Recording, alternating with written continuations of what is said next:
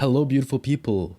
Today I'm going to be breaking down this render. I'm going to be going through the idea, the assets I used, materials, composition, lighting, general atmospherics, my compositing, and then along the way there's just little tips and tricks that help to add a little bit more sauce, I guess. Before we start, if you find this video useful, go ahead and, throw me a little like, a little subscribe maybe. That's up to you. But let's just get into this. So here we have my project file. Obviously it's empty because I kind of hit everything. I want to go through step by step. So this is my final render. Now, this is a little bit tweaked to what I originally posted when I first made this, but I kind of went through today and I just changed a couple things. Obviously, if I have the chance now, hindsight is everything, so I'm not going to pass up the opportunity to make some changes that I want to. But this is part of a series that I was doing with this little mix mode SWAT guy, making them small, putting them in some nature. That's pretty much it. I just really like the aesthetic. There were some fun stories that could be told through this. So that's the original sort of concept for this. I'll also be breaking down other renders in this series, so stay tuned for that. But now we're gonna start, because every time I'm making a render like this,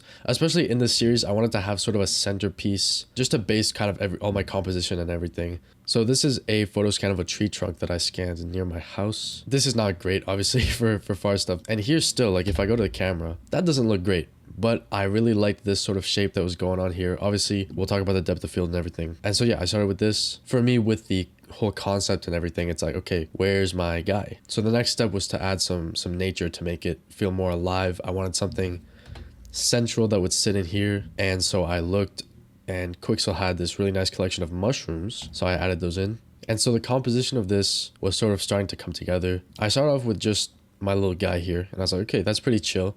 But I was like, maybe I could add a little bit of danger. So I found this model, this bug, just on Sketchfab, and I thought, okay, well, this adds more story. It's a little more interesting. It balances out the composition, where you've got upper right, bottom left, aggressive, calm. And now if we go back to rendered view, this still kind of looks like shit. And so one of the main things I was doing in these renders, because those of you who know me personally, you'll know I really like moss. Okay, I really like moss. And so I was like, okay, how do I add moss into all of these renders? It's a simple geometry node scatter system, and so it's scattered here. If I go now and rendered view, you can see, like, yeah, it looks like moss. It actually looks pretty good. And that's because I'm not just, adding in little green bits or anything. This is once again from Quixel, and they're cards. So if I go here, I can show, if you can imagine, this is just basically, this was one image and I just cut them out to use as individual objects and to scatter them around. But it's a card that's textured, so it has normals and it has all of that. I think I added some subsurface and some translucency. So at this point, it was starting to look okay. I was happy with my composition, happy with the story that was going on. And for me, this is about the 80% mark, where you have the idea. It's looking okay, but it's obviously not finished. And so you have to push that extra 20%, which takes way longer. So the next thing for me, because at this point, the materials were not quite there. So we'll just take a look at the mushrooms as an example. The asset only had the albedo, the roughness, and the normals. And I wanted to add some wetness. And so I just added a little bit of this coat. This can help to just make it look a little bit damp. Especially at this scale, if you look at nature photography, it's weird to say. Usually things are kind of wet. It's a more sort of pleasing look in macro photography. And then adding, subsurface scattering based off the albedo, changing it up just to give some variation. And then also using this object info and the random input, just randomizing the color between all the mushrooms and just changing the brightness ever so slightly with this RGB curves node. This is a pretty useful node if you want to change how bright something is, but just using like a hue saturation value and then cranking down the value doesn't look as good. I would try this out and see what kind of results you get, because you can play around with the curves as well. And so same kind of thing for this bug. I just had this base texture, so I just used that for roughness, added some subsurface. And then with the SWAT guy, how I had him in all my scenes, it was just some alterations to the color and everything. Pretty simple stuff. Here, same thing, just kind of adding some sheen to the fabric and making him darker. If you look at this moss material, this is just out of the gate. I did not touch this, but you can see the bridge thing. Oh, no, sorry, I did touch this, just altering the colors a little bit, but the whole translucency and all of that stuff was just out the gate with Quixel Bridge. And by the way, Quixel Bridge is such a useful library. You can use the stuff for free as long as it's not like commercial or anything. If you're just doing it to practice or whatever, it's really high quality assets, so that can be really fun to play around with. And so from here, the next step for me was the lighting. So if I just go ahead and add the lighting here, it really adds more warmth. It's a very simple lighting setup. There's just a sun, and a nice little tip for the sun color is using black body, and then depending on the time of day, look up the black body temperature of the sun in the sky, and you'll get something that looks pretty accurate. Even if it's not like the number is not accurate to the time of day, it's going to look a lot more natural than just changing the color over here, because it's scientifically based, like black body radiation. There's a spectrum that it covers that is a lot more natural than just altering the color wheel and trying to get something that looks somewhat accurate. And then I just added a backlight here just to kind of separate this bug from the background. I wanted to break up the lighting a little bit, make it feel a little more covered. So I just found a transparent photo of branches and put them above to kind of give some shadows. And so you can see here, yeah, that's just, it just looks like this. It's kind of janky, but it works. And so at this point, I'm looking at this, I'm saying, you know, 85-90% of the way there. Like the lighting added a lot, the materials added a lot, but it's boring.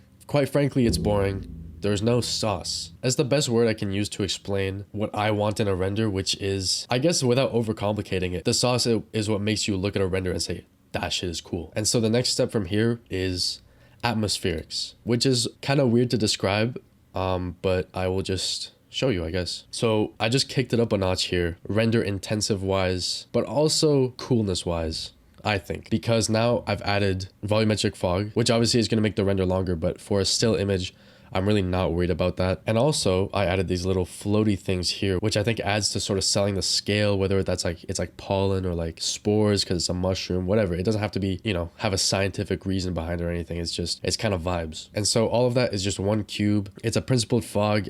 I played with the color, so I made it blue because I found that really contrasted with the warmth of the sunlight that was coming in. And so you can see it's a lot more blue in the shadows. So we're setting up good contrast in our lighting, in the coolness and the warmth. And then I've added a geonode setup that is just distributing points in the volume with some parameters that I can adjust here. So the size, the density, and the random seed. And the object that I'm instancing is this, which is just a icosphere with sort of a beigey material. It's kind of just a thing that's there. It's just a little dot. And so the only real important thing there is the color. So I guess the last step here before we move on to compositing is the camera settings. Pretty simple. Going for a macro look, I just went with 90mm lens, something long, and then pretty low f-stop. When you're playing around with depth of field and everything, it's pretty important to get the scale accurate. In Blender, this is all small. So the mushroom size is accurate to a mushroom size in real life. The photo scan is the actual size of the photo scan. So it's good reference to make the depth of field look accurate to the scale. And yeah, that's pretty much it for that. I rendered this out before I started recording just to show. It's obviously there's like artifacting here. It's not perfect because I don't want to render it at super high samples. I didn't want to wait forever. But I'm just going to take you into this compositing setup, which I've organized, which I usually don't do. It usually looks like a mess, but for this video, I went ahead and I organized it a little bit. I have standard things that I like to do to an image straight out the render. First thing, blur just by a factor of 1, because in a real life photo, nothing is perfectly crisp, so this just blurs it out a little bit. Play with the exposure. This is nice because as you go through your compositing, different things you overlay and stuff like that, different color corrections can make the exposure look wrong, so you can go back to this and get it to a place that you're happy with. The next thing here is overlaying some film grain. So it's film grain. Scale it up, overlay it. This just helps it to feel a little less CG, feel a little bit more organic, especially with like nature. I find that's really important. And that's going into the vignette setup, which is just a box mask, blur it, multiply it. And the vignette really just helps to bring the focus into the middle, and it makes it feel a little bit more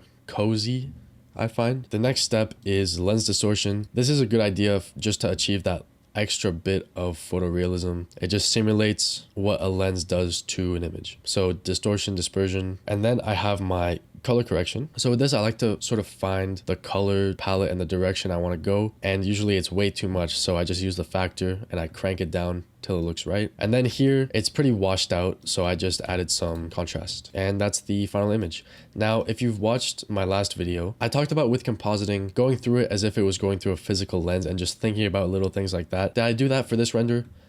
I did not, just because I didn't think of it until after I made this. So if I was to do this again, I would probably go blur, into a glare, into a lens distortion, into my vignette, into the film grain, and then into my color correction and all of that. And yeah, that's pretty much it. We end up with this. I'm pretty happy. I think it looks pretty cool. So thank you so much for watching. If you found something useful in this video, or if you just enjoyed it, leave me a like, maybe subscribe. I'm trying to be a lot more consistent with YouTube now, so I'm going to be making more videos. I'm currently participating in the Kinetic Rush render challenge, so I might make some videos documenting that. So yeah, bye.